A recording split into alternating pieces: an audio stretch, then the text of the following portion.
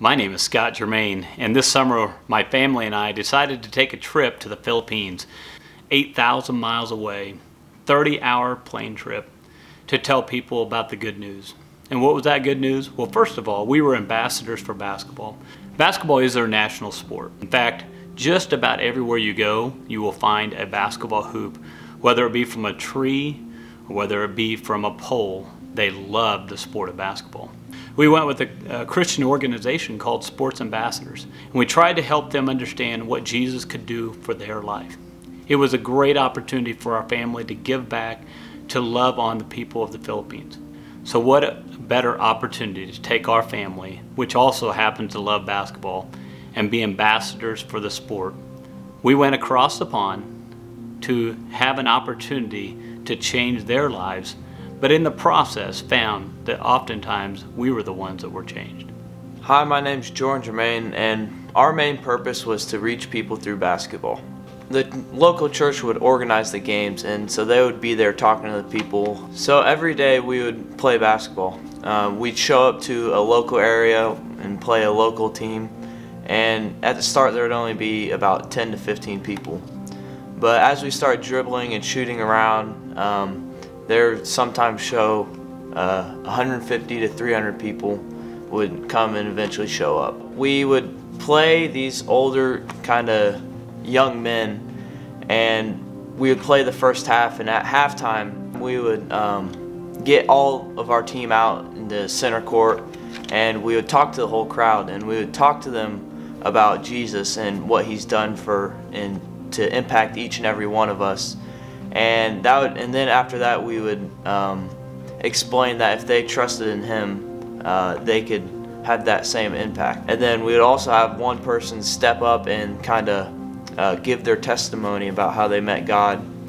And during this whole process, we would hand out pamphlets to people, and on those pamphlets were just information about God, maybe about local churches, and if they wanted to, they could fill out their contact information so the church could contact them. At each and every game we had 150 people, but overall we probably reached out to about 2,000 people, and we impacted their lives. Around 800 of them ended up wanting to get to know Jesus better and contacted the local church. So our teammates came from all over the United States, and they were great. They were fun to play with. They also had the same passion that we do about reaching kids. Just seeing the kids, how they would swarm us every time we played, after the game. They always wanted pictures with us. It was just amazing to see how much we could impact those kids, and sometimes even adults. So we did go undefeated. We had a couple dunks by one player, and they loved that. He would dunk it, we'd get the ball back, and they'd part the Red Sea and get out of his way so he can dunk it again. We didn't lose. Our closest game was 3 points, I think. My name is Jermain, and I had a lot of fun playing in the games, but the after game was even more impactful for me. So for me to prepare for the trip, I took it upon myself to make about 200 bracelets, homemade, to give out to the kids at each game. And while I did that, I would tell them that Jesus loves them, so then every time they look at that, they will be reminded of that. So after the game, our players would go and meet with the other team and their players, and we wanted to give them a gift, so we gave them bracelets just to show how Jesus gave us a gift of his love. So on the bracelet, it has a verse, John 3:16. It says, "For God so loved the world that he gave his only Son, that whosoever believes in him should not perish but have everlasting life." Jesus gave us a gift of his love that he has for us, and it just has pictures that show that and how players can look at it and it would remind them of that love. So while I was in the Philippines, one of the unique things that I found out was that basically no girls play basketball over there.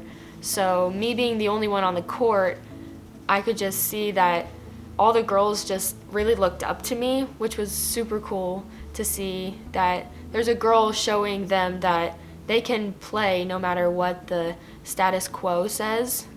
And it was really cool after the game because all the girls would want to come up and talk to me, and they'd be like, "Oh, Lauren, you're so tall." 'Cause I'm only 5'6", but that's like a giant to them. My name is Ashton Jermain. We play lots of basketball games in the Philippines, and we also did basketball clinics. My nickname was Little Curry. I got the nickname because I hit 10 threes one game, and they went crazy. So at the clinics, we would teach them on how to finish, how to dribble, how to shoot, all types of stuff. One of the high schools let the kids out of school to come to one of our basketball clinics. The kids just really enjoyed us coaching them. My dad loves the game of basketball and he loves coaching it, but we all took the time to tell Filipinos how to play. The most impactful thing for me was to see how much the kids over there enjoyed the game of basketball and how they would take the time to come to know Christ.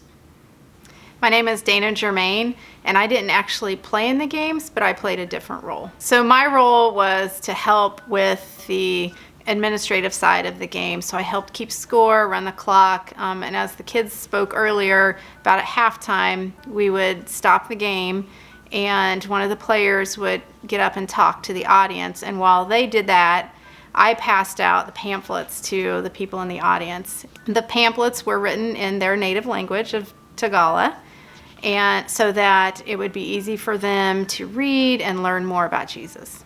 They have, challenging lives in the Philippines, and it's a very poor country, and they work hard to survive, and they work hard to find their food every day. They go out in the ocean and fish, and so just wanted to kind of be an encouragement to them, and all of us did. All of us on the team. That's what we were hoping to do as ambassadors. So something that was really interesting for me from the perspective and the role that I played was it was really fun to see the interaction of the players and my family with the people in the crowd. Some of them told me that they'd never seen blue eyes before, and they thought we were so tall, and so it was just fun to see. They wanted to get to know us, but we felt the same. We wanted to get to know them. The mayor of one of the islands of about 25,000 people asked us to come and help be an encouragement to his employees. And he has a weekly meeting where he brings all of the government employees together. But he had asked our group to come and speak to all of those employees and provide some sort of encouraging words. The leaders of our group had asked Scott, my husband, to give that speech.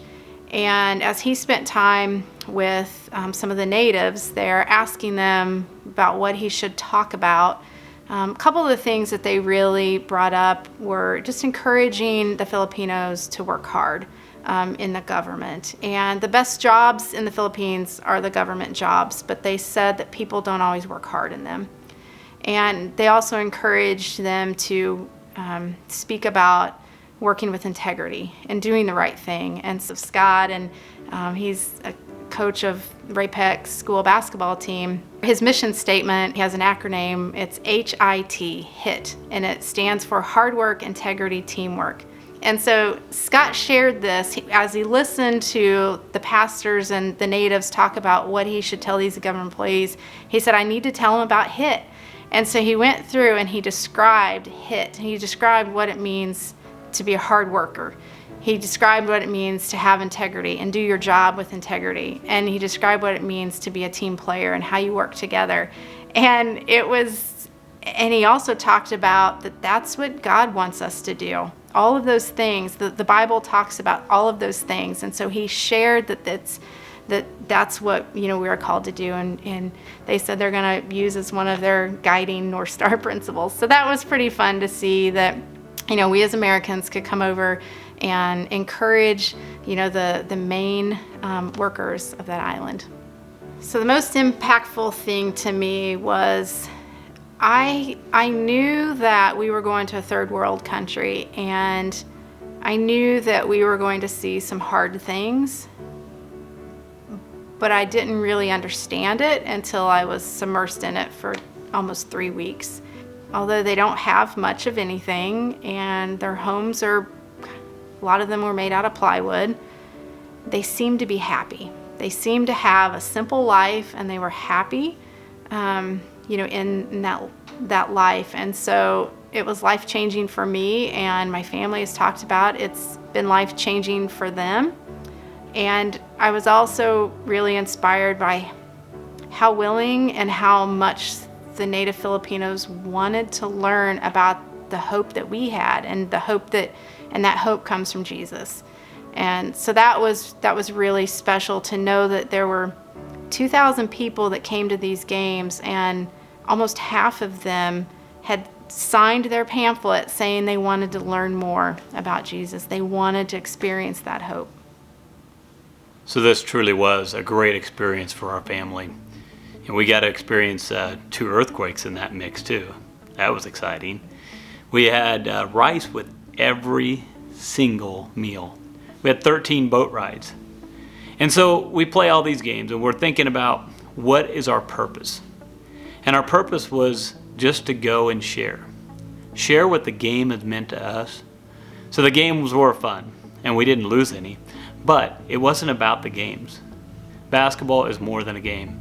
It's an opportunity to reach out to people and use the game to reach people. And that's what we did. And it was impactful to us as well as them. It was a great opportunity for our family, and I really hope that we have an opportunity to do it again. But the biggest thing is knowing that we as well as them were impacted along the way.